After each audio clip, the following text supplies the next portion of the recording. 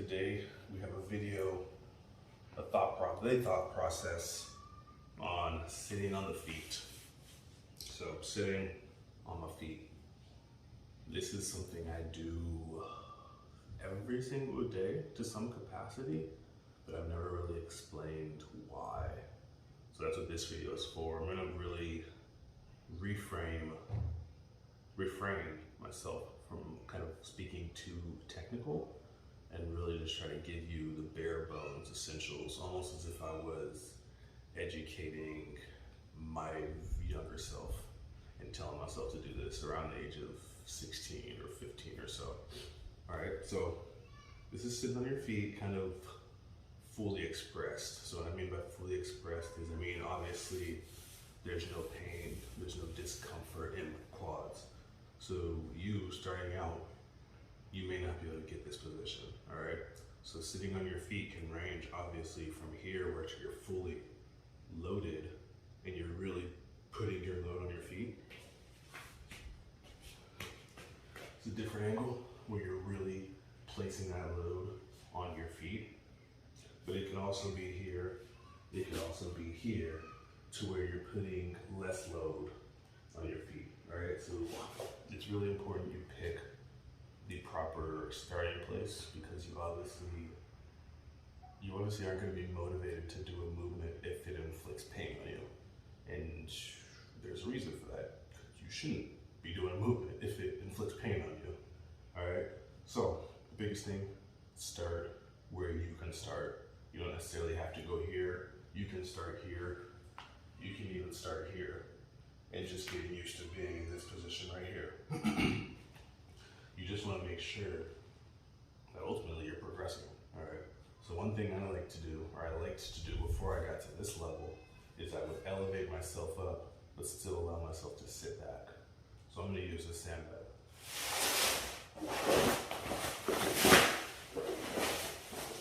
Placing the sandbag here, I can ease into the position.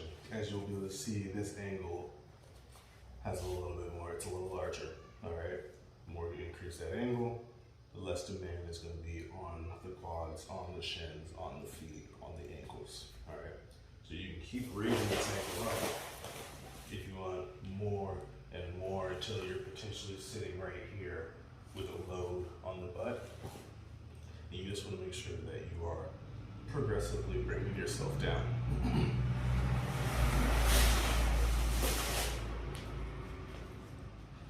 The main reason I like sitting on my feet is I can target so much. So we'll get the obvious out the way. Quads. Quads are getting a nice stretch. Knees, shins. You can even kind of shift here. I like to go here. And you can bias one shin at a time, alternating. This is also going to be getting the foot, front of the foot. So as you see, you get knees, shins, ankles, feet, all in one position. And with training, you always want the best bang for your buck. So I like doing movements that, I guess, prevent me from adding on. And I like doing one exercise if I can, opposed to 5. All right, one exercise that targets all 5 of those, opposed to getting in 5 different positions and taking more time. Right, so that's the lower body. With here, I like to just shift, and you can really bias one side. You can kind of feel it out, see if the right side is feeling a little different than the left side, especially if you're doing anything lower body dominant or with your feet. Like I said, you can alternate and pull up the shins. I like to sometimes just hold here. You'll feel it from the front of the foot all the way out. Once my shins tire out here, I paddle them out. So I go, another one, you get the toes. You can sit back here, relax, try to relax. And once I'm done here, I paddle them. All right, so next movements. So besides obviously from the knee down, we can get the knee on up. So how we're gonna do that is, first I'm gonna bring over this. This is gonna lower my angle, or raise my angle, I should say. But we start here, and we fall back. And we get more of a stretch as we continue to fall back. All right, I'm here, here, here, boom. Now I'm getting more front of the hip, more abdomen. If I reach overhead, I can really increase that load. And then just breathe. You get a nice stretch in the entire front of the body. And just breathe.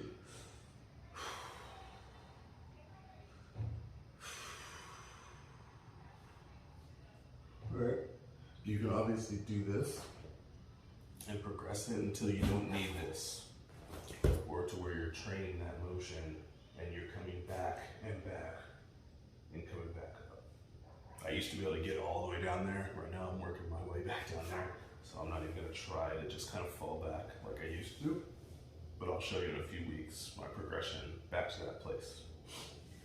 All right, so that is abdomen, that is kind of front of the hips, as well as a little bit in the arms and chest, which you can do more so here.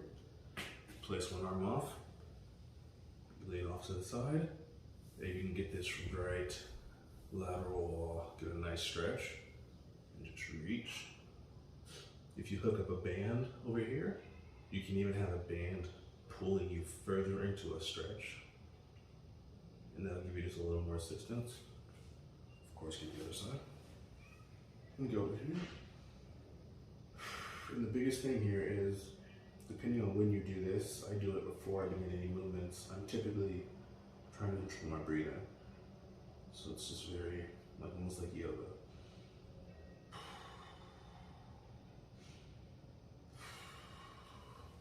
All right, lateral line, you can do a little shift. Go right, left side. I mean, stretch to the right, not reach to the right. Stretch to the left side, stretch to the right side, stretch to the left side. All right. From here, you can also go into like a full on child's pose. So, boom, reaching forward, really getting a nice stretch in the back. And just the same thing, just breathing.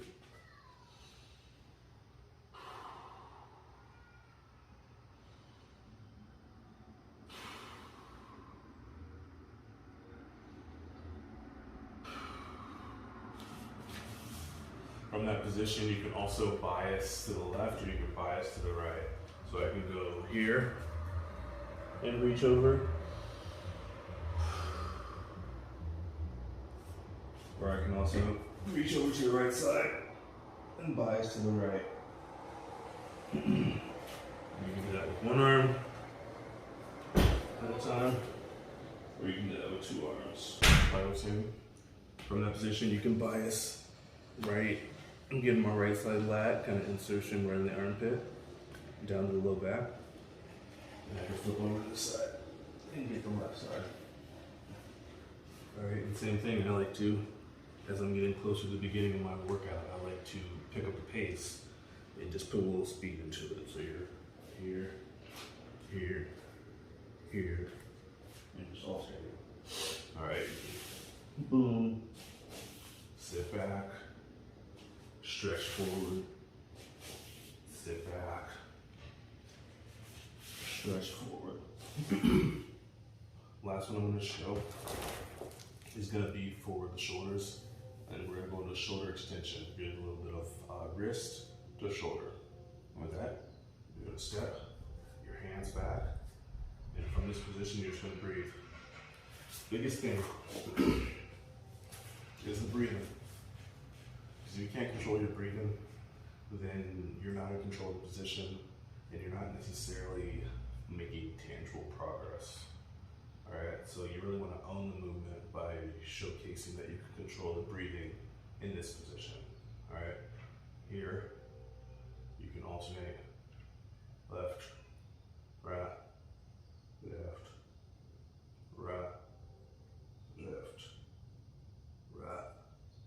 just get a nice stretch in the front. Shoulders, feel it all the way coming up. Twist over, get a little rotation. Bring the other arm back. Twist over the other way. And last one in this position, we'll go back on the toes, is you can get the wrist. The wrist, you kick the feet back. I don't necessarily sit on the feet anymore, but I figured we're kind of close to this position, so I'm going to showcase it, and because I like doing it. And just breathe. As you get comfortable and your wrists gain a little more mobility, you start just leaning further back and just putting more of a stretch.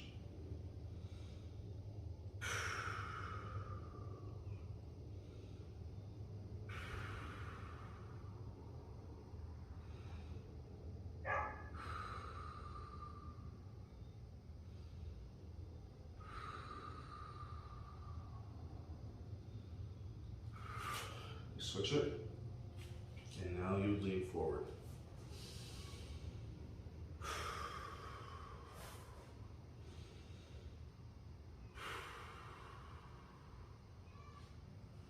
Switch it. From this position, I'll shift left, right. So I'll bias my left wrist, I'll bias my right wrist, bias my left wrist, I'll bias my right wrist. Last one. Here, I'll really ease into this one very slowly, just because depending on your mobility, this can really hurt, or depending on how much time you spend using your wrist, whether for driving, writing, drawing on the computer, using a mouse, video games. Everyone's a little different. So start where you can start. You don't necessarily have to go and mimic the exact position I'm in, all right? From this position, we're shifting back. We're getting a stretch right here in the front of the forearm.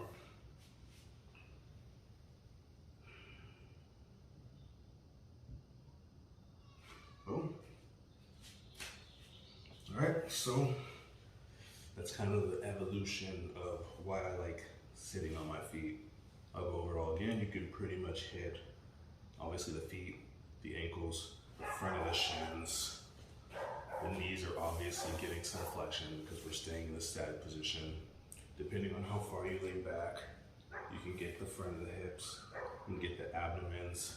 When you lean off to the right or for the left, you can bias one side of kind of that lats and lateral line of the body. You can shift off. You can sit on the toes and go here, and you can do the wrist. All right, so let me know if you have any questions, and drop them below. This is the thought process for sitting on the feet.